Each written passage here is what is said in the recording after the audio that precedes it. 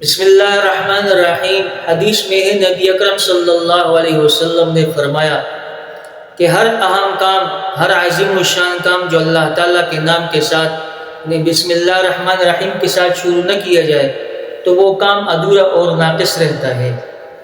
اس حدیث میں نبی اکرم صلی اللہ علیہ وسلم نے یہ تلقین فرمائی اور امت کو یہ تعلیم ہے کہ ہر کام جو عظیم الشان اور اہم کام ہو اس کے ابتدا میں بسم اللہ کو پڑھے۔ دن کو کاروبار کھولے، دکان کھولے تو بسم اللہ کے ساتھ کھولے، شام کو بند کرے تو بسم اللہ کے ساتھ بند کرے، رات کو بستر پر سوتے وقت اس کے ابتدا میں بسم اللہ، جاگے تو بسم اللہ، کھانا کھانے سے پہلے بسم اللہ، پانی پیتے ہوئے بسم اللہ، اسی طرح غسل خانے میں جاتے ہوئے بسم اللہ، اور اس طرح گاڑی چلا رہے ہیں تو بسم اللہ کے ساتھ، گاڑی سے اتر رہے ہیں تو بسم اللہ کے ساتھ، ہر کام میں بسم اللہ الرحمن الرحیم پڑھنا چاہیے۔ اس کی اپنی برکات ہے، فضیلت ہے، اور جو عمل اللہ رب العزت کو مقبول اور محبوب ہوتا ہے تو اس کی تاریخ بھی بہت قدیم ہوتی ہے۔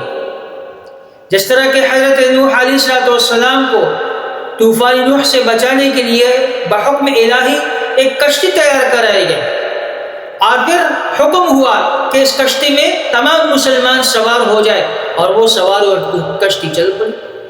قرآن کریم میں اس کا ذکر موجود ہے، وَقَالَ ارْكَبُوا فِيهَا بِسْمِ اللَّهِ مَجْرَيْهَا وَمُرْسَاهَا، کہ حضرت نوح علیہ السلام نے فرمایا کہ اس کشتی میں سوار ہو جاؤ اور یہ اللہ کے حکم سے چلتی رہے گی، پھر ٹھہر جائے۔ اسی طرح حضرت سلیمان علیہ السلام نے جب ملکہ سبا کو ایک تبلیغی خط لکھا تھا تو اس کے آغاز میں بھی بسم اللہ الرحمن الرحیم لکھا ہوا تھا، اِنَّهُ مِن سُلَيْمَانَ وَإِنَّهُ بسم اللہ الرحمن الرحیم۔ تو بسم اللہ الرحمن الرحیم یہ ہر موقع پہ کہنا چاہیے۔ اسلام نے بھی اس تسلسل کو باقی رکھا، اور نبی اکرم صلی اللہ علیہ وسلم نے اپنی امت کو اس کی تعلیم دی کہ تم بھی اپنے ہر کام میں بسم اللہ کو پڑھ لیا کرو۔ اب بسم اللہ کہاں تو کئی جگہ پر تو یہ واجب ہے اور کئی جگہ پر یہ مسنون، اور کہاں کئی مستحب ہے۔ جس طرح کہ اگر کسی جانور کو ذبح کیا جا رہا ہے تو جانور کو ذبح کرتے وقت بسم اللہ پڑھنا یہ فرض ہے، واجب۔ اسی طرح وضو کے شروع میں بسم اللہ پڑھنا مسنون ہے۔ قرات کر رہا ہے نماز میں سورہ فاتحہ سے بعد بسم اللہ، اس سے پہلے بسم اللہ، یہ مسنون ہے۔ تو گویا کہ ہر حالت میں بسم اللہ الرحمن الرحیم کا حکم دیا گیا ہے۔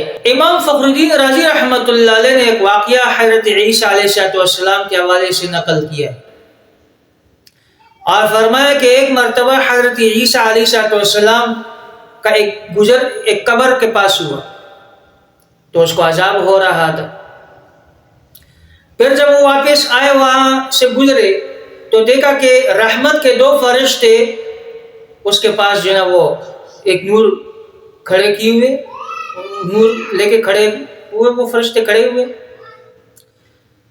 تو حضرت عیسیٰ علیہ السلام نے نماز پڑھی اور پھر اللہ رب العزت سے مناجات کی، تو اللہ تعالیٰ نے ان کو وحی کی کہ اے عیسیٰ، یہ جو قبر والا ہے جن کو عذاب ہو رہا تھا، انتقال کے وقت سے ہی جب اس کی موت ہو گئی تھی تو موت کے دن ہی سے اس کو عذاب ہو رہا ہے، لیکن جس دن اس کا انتقال ہوا تو اس کی بیوی حاملہ تھی، پیٹ میں بچہ تھا، اور جب وہ بچہ پیدا ہوا اور وہ اس قابل ہوا کہ وہ پڑھ لکھ سکے تو اس خاتون نے اس بچے کو استاد کے حوالے کر دیا، اور جیسے ہی جس گھڑی استاذ نے اس کو بسم اللہ الرحمن الرحیم کی تعلیم دی تو مجھے شرم آئی، تو میں نے اس آدمی سے عذاب قبر کو ہٹا دیا کہ اس کا بچہ میرا نام لے رہا ہے اور میرے نام کے ساتھ شروع کر رہا ہے۔ تو اللہ نے فرمایا کہ مجھے شرم آئی تو میں نے اس سے عذاب قبر کو ہٹا دیا۔ اتنی بڑی فضیلت۔ اسی طرح قیصر کے بادشاہ نے ایک مرتبہ حضرت عمر رضی اللہ تعالیٰ کو خط لکھا کہ میرے سر میں بہت درد رہتا ہے، کوئی علاج بتائیے، وظیفہ بتائیے۔ تو حضرت عمر رضی اللہ تعالیٰ نے ایک ٹوپی بھیجی، اور وہ ٹوپی اپنے سر پہ رکھتا تھا۔ جب ٹوپی سر پہ ہوتی تھی تو سر کا درد صحیح رہتا تھا، جب وہ اتار دیتے تھا تو پھر درد شروع ہو جاتا۔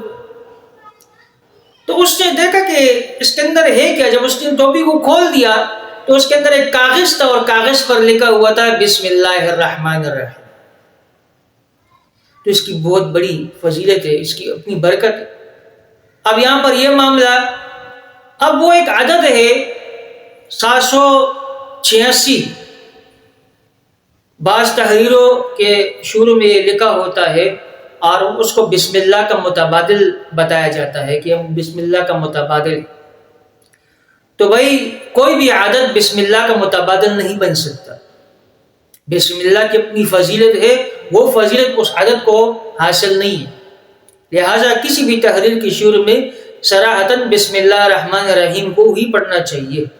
کوئی بھی عدد بسم اللہ کا متبادل نہیں بن سکتا۔